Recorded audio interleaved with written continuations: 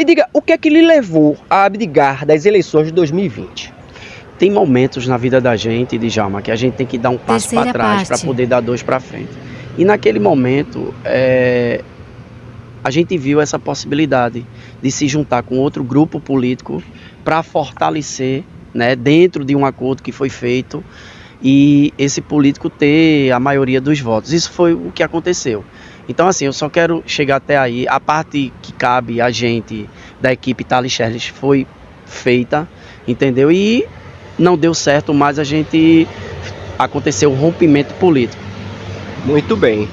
Me fale uma coisa, é verdade que você está preparando um livro que vai mexer com muita gente, que vai trazer suas experiências como conselheiro tutelar, vai trazer as dificuldades, as mediações. Me diga aí, como é que está sendo preparado o seu livro? Então, cara, essa ideia surgiu em meados de 2017. E aí eu fui e fiz uma consulta ao Poder Judiciário e ao Ministério Público. Quais eram as condicionalidades para que eu pudesse fazer um livro. E aí eles colocaram para mim que eu poderia, desde que os personagens fossem fictícios, né? Eu não teria problema algum, para não ter nenhum tipo de exposição que não pode. E aí a gente começou a mapear 13 histórias reais, verídicas, que tiveram uma conotação muito grande, porque saíram nas mídias televisivas, entendeu? Então, assim, nas redes televisivas, que saíram nas redes televisivas e que teve muita repercussão. Então, a gente está colocando essas histórias num livro. Agora, claro, dentro de um conto que a gente também vai falar da atribuição do Conselho Tutelar, os encaminhamentos que foram feitos de cada história dessa, com início, meio e fim. Então, assim, a gente está pleiteando essa situação. Eu creio que até setembro, né, desse ano a gente tenha finalizado. E aí eu vou convidar a todos, né, para o lançamento. A gente vai ver o local, tudo direitinho, e a gente vai colocar os convites nas redes sociais. A gente vai, de suma importância que vocês façam também parte disso. É muito importante, sim, porque eu dou muito valor a isso, ao que é da terra. Quem me conhece sabe que Santo Amaro tem vez e tem voz, porque eu não nasci aqui, mas eu cresci aqui. E eu sei que é muito difícil você, com seu trabalho, se expor, né, e colocar muitas histórias, porque a gente aqui de fora temos curiosidade para saber o que é que faz um conselheiro, quais são as funções do conselheiro. Isso eu te digo com toda sinceridade, às vezes não é explanado para a população. A população só lembra do conselheiro quando tem uma criança na rua, um maltrato, mas o conselheiro, ele abrange muita coisa. Ele não só fica ali delegando, intermediando, não. Tem muita coisa. Então esse seu livro vai nos trazer esse conhecimento e vai tirar muitas dúvidas, como é a função real de um conselheiro. A luta, porque não é uma função, é uma luta. Todo dia é uma história, todo dia é uma luta, todo dia é uma ocorrência, todo dia é uma reunião, todo dia é uma palestra. A gente sabe. Eu nunca fui conselheiro, mas eu sei da sua dor e da dor dos 4 mais, né? São 5 conselheiros na RPA. Né? Me diga uma coisa, eu vou tocar em outro assunto. Aí você diz se você responde, se você não responde. Vem 2024? Ainda é muito cedo para falar sobre isso. Eu me filiei ao partido. Hoje eu estou voltado para o Conselho Tutelar, dentro das minhas funções. Hoje eu estou conselheiro tutelar, entendeu? Mas ainda é muito cedo para falarmos sobre isso. E eu queria pontuar que você colocou uma questão assim essencial. A sociedade, ela precisa saber as atribuições do Conselho Tutelar, porque muitas vezes muita gente não sabe, entendeu? O Conselho Tutelar, ele é um órgão autônomo, não jurisdicional, encarregado pela sociedade de zelar pelo direito da criança e do adolescente. Então tem certos tipos de situações que o Conselho Tutelar ele não pode fazer. Não é que ele não queira, é porque não pode. Quando a gente fala numa situação de rua, existe uma equipe especializada da prefeitura para fazer a abordagem.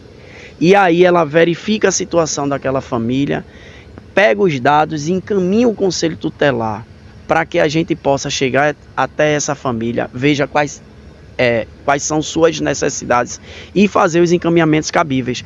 Muitas vezes existem situações de crianças estarem, né, com suas mães na exploração do trabalho infantil, na prática de mendicância, e as pessoas pensam que o conselho tutelar vai até o local para pegar essa criança e levar. A gente não faz isso, até mesmo porque o Estatuto da Criança e do Adolescente ele veio para quebrar esse paradigma, porque antes existiam servidores públicos que andavam na rua nas combis, né, para fazer a higienização social, e isso a gente não faz. A gente tem que entender que aquelas pessoas estão na rua porque existe alguma coisa, então a gente tem que atacar quais são essas situações, o que é que o Conselho Tutelar pode fazer, quais são os encaminhamentos que devem ser feitos, o que é que o poder público pode fazer, porque depois de esgotado tudo isso, aí é que a gente pode fazer algum encaminhamento que seja mais severo, que seja para o Ministério Público, através de uma notícia de fato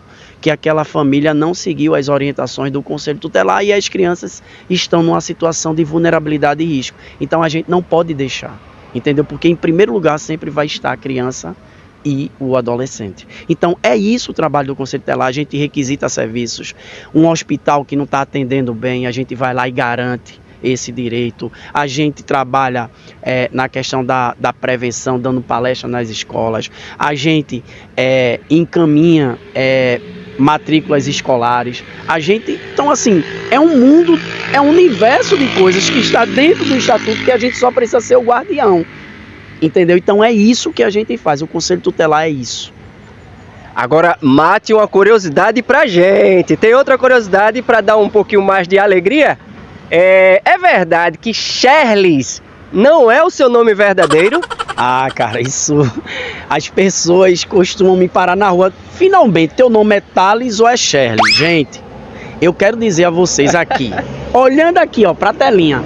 Meu nome é Thales Peter Gomes da Silva. Sherlis é apelido. Entendeu? Meu nome iria ser Sherlis. Por quê? Porque eu tenho um irmão que se chama Charles, uma irmã que se chama Shirley, e aí ia ser Charles, Sherlis e Shirley. Sim, Goiânia. E Charlotte, uma cachorra que morreu.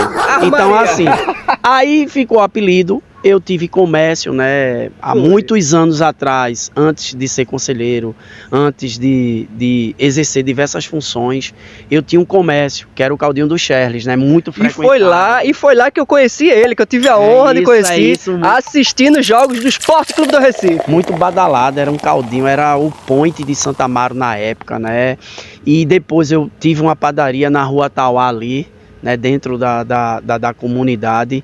Depois eu tive espetinho. Então tudo era Caldinho do Sherlis, Pan Sherlis, espetinho do Sherlis. Então eu tive que unir esses dois nomes, porque muitas pessoas não sabiam que meu nome era Thales. Então por isso que eu tive que juntar o nome Thales Sherlis, porque aí fica mais fácil das pessoas associarem quem é.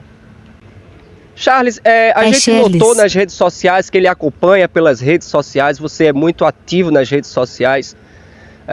Você perdeu recentemente a sua mãe, a sua genitora, né? E eu sei, porque hoje eu não tenho nem meu pai, não tenho minha mãe, e eu sei o que é essa dor. Como você passou essa perca? Cara, não, está sendo até hoje muito doloroso, porque só quem perde um ente querido é que sabe, né, o que passa. Minha mãe faleceu em junho do ano passado. E foi um momento em que a gente estava se preparando para a prova do Conselho Tutelar. Porque existe todo um processo para a pessoa ser conselheiro tutelar. Não é fácil. Entendeu? Existem alguns pré-requisitos, existe prova para depois ir processo de eleição. E mamãe faleceu no dia 28 de junho. E a prova do conselho foi uma semana depois. Então, minha mãe foi uma pessoa que sempre me ajudou. O comércio, as coisas que eu tive sempre foram incentivadas por ela, porque ela dizia que a gente tinha que buscar a nossa independência. Entendeu?